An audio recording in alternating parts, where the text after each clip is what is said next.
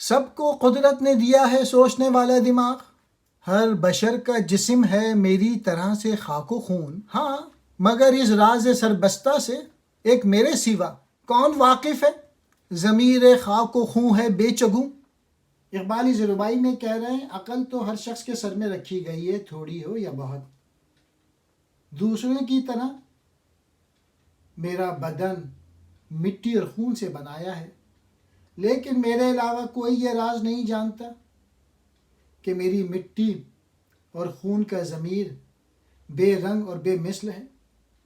مراد یہ ہے کہ میرے خون اور مٹی والے جسم ضرور مادی ہے، لیکن اس کا ضمیر، اس کی حقیقت مادی نہیں ہے۔